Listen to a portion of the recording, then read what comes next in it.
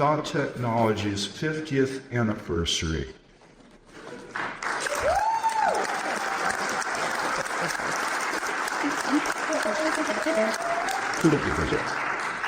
AAPB has enjoyed Thought Technology's support for many years, and we're thrilled to be part of their anniversary celebration. Please welcome Dr. Hal Myers with a short message. Hal?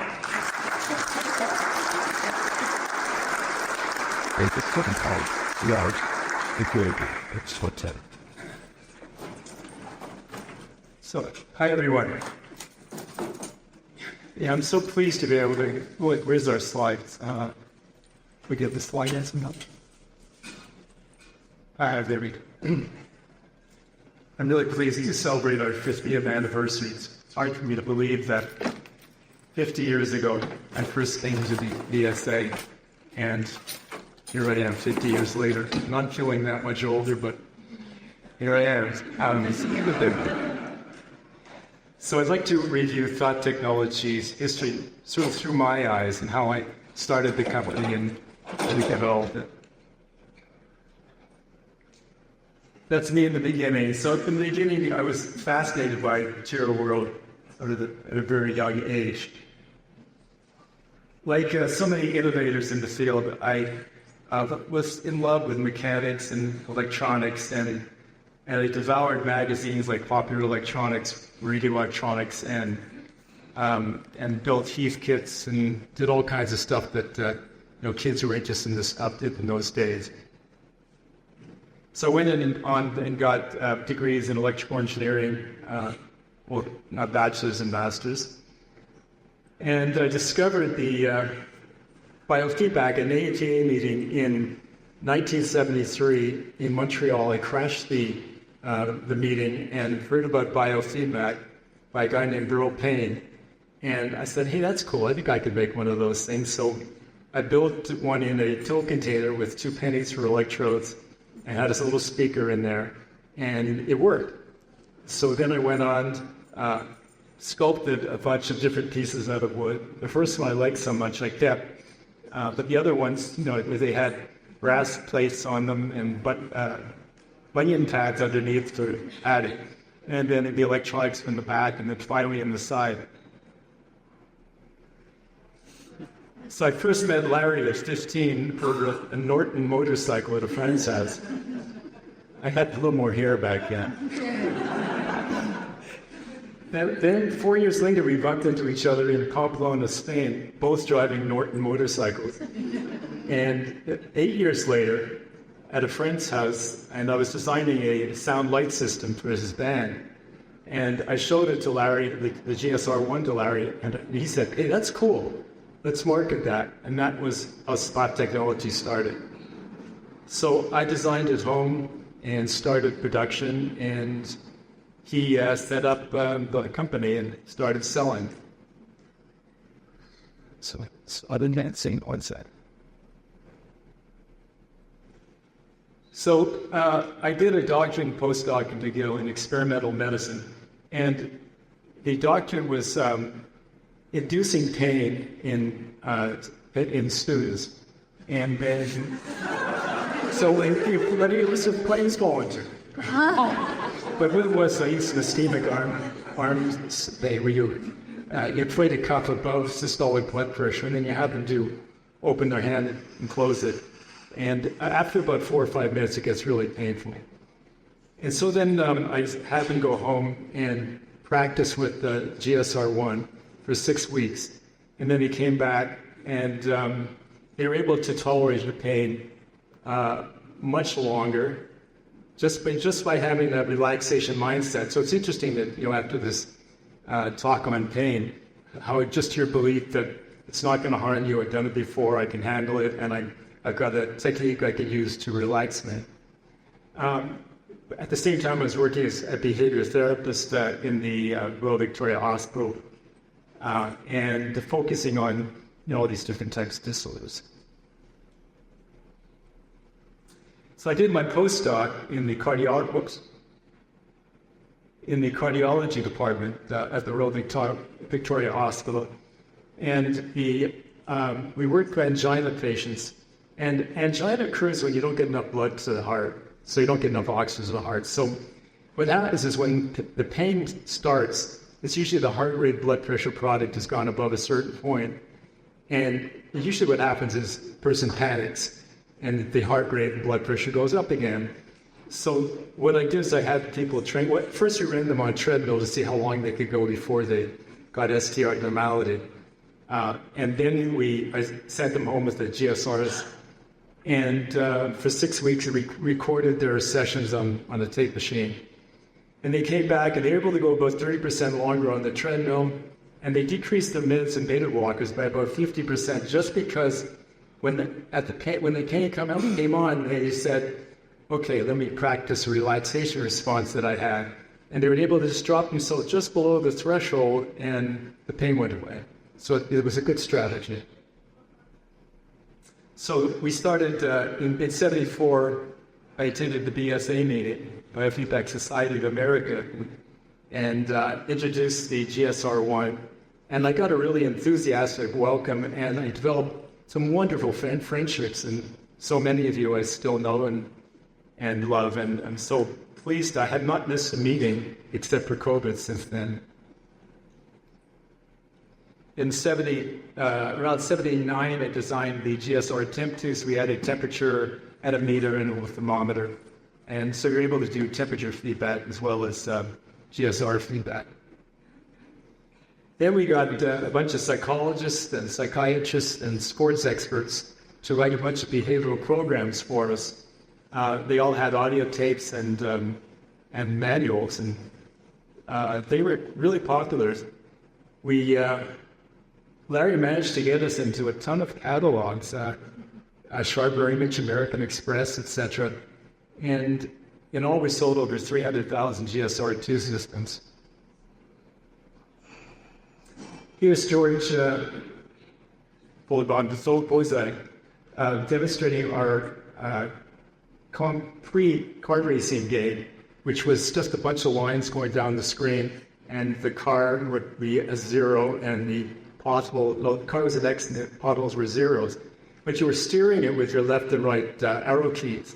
But as you relaxed, it was monitoring your GSR. The car would speed up. And so the only way to get through the course was to keep calm, otherwise the car would slow down. It was quite effective. And then in '86, we got Leonard Nimoy involved with a company called Human Engineered Software. And he was promoting the compute. Unfortunately, the company, Human Engineered Software, went bankrupt after a short period of time. Then after my postdoc, I joined the company and started developing EMG and heart rate, other devices. And one thing, Larry, for all of you who know him, was an avid sports fan. I mean, he loved sports. He was a third-level ski instructor, and also a little bit crazy. He jumped off mountains with paragliders. He jumped out, parachuted a lot. He got into all kinds of accidents skiing. One time he was skiing at Dallas, New Mexico, and all of a sudden I hear, "Oh shit!" And there's Larry, and he's in a tree. He's been gone off the edge of this section there, and he landed in the tree. All of a sudden, boom, and he comes and he just skates down the hill. So anyway, we managed to get into.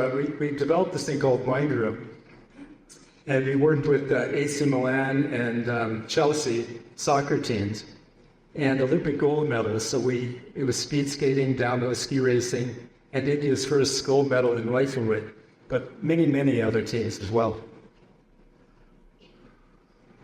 So then we started designing, serious monitoring devices and biofeedback devices. So we've got 2, 5, 8, 10 channel systems, and some trainers for incontinence and for muscle rehabilitation. And finally, we have our little TPS finger sensor. And one of the latest products is our Myonics, which is a 4-channel stimulated, 2-channel EMG, and EMG triggered stim, with also it does manometry for pressure. For the last few years, it's been the best-selling EMG stim system in China. We sold over 2,000. So the TPS is something I dreamt up about 7 years ago, and I thought it'd be really great to have a home trainer that could do more than just heart rate variability. And, with my love of GSR and my work that I did with GSR, I found it I still find it difficult to understand why people just do heart rate variability and don't also add in the emotional response which you get from skin conductance. And so that's why we brought this thing out. It gives you all those functions, temperature and respiration and skin conductance. Because, I could just ask them a question. I say, I'm going to ask you an embarrassing question. Up goes your skin conductance immediately. You get a change. And where the heart rate variability doesn't do that. So it's not as quick a response, but it's profound. It's working a lot with your breathing. I think heart rate variability is great, but I also think don't forget skin conductance. And see, you probably saw the sign up there. So these are the products we've developed over the years. It's missing a bunch of ones that didn't go anywhere. So in 2002, Thought Tech founded the Biofeedback Federation of Europe to enhance the knowledge of biofeedback and neurofeedback worldwide. And this was Eric and Larry's initiative. It's proven to be a great training venue and a lot of fun to attend, as some of the people who were there this year can tell you. We just concluded a meeting in Slovenia. It was a 22nd meeting, and I think it went well, and hopefully we're gonna do it somewhere, maybe in Spain or Portugal next year. So we're in a ton of markets, and I'd like to look in the bottom left-hand corner. That's one of those research, good old J.M. Wilson, if you call it. So we've got distributors in 30 countries, and as Jack Ma, the founder of Alibaba, said, it's not the technology, but the dream behind the technology that changes the world. And so this includes so many of you who've helped innovate this field, treated clients with our equipment, and helped us develop products. And please don't be offended if I missed you guys out. We had this on our server, and some I could find. Fortunately, I couldn't find some of the old pioneers, like Johann Stoiber and Tom Kaczynski. But it's kind of a nice compilation of people. And one of the things I really enjoyed doing was singing barbershop with Barry and Eric Wilbart and Rick Gevirtz and Peter Rosenfeld, and a few others joined in along the way. We did that for several years at a time. It's really a lot of fun. I'm trying to get into do it now. So we've got a dedicated team of about 40 people now, and many of you know Ellen and Frank have been with us for over 35 years. Our average employees with us was 20 years. So from the outset, Larry and I agreed to just have a few goals. And the first was obviously to create instrumentation to enhance the field. Secondly was to help people learn, to help themselves basically, to learn the skills to become, to be able to function better in the world. And most significantly, to treat people the way we want to be treated ourselves. And I think we've done that with great support and service.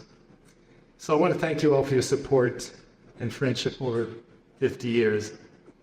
So together, let us continue to push the boundaries of biofeedback, unlocking insights and improving lives. Here's the next 50 years of innovation and collaboration. Thank you.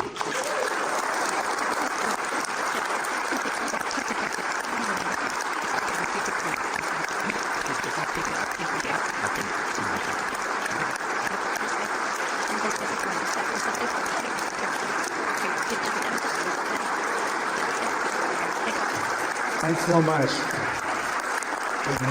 Thank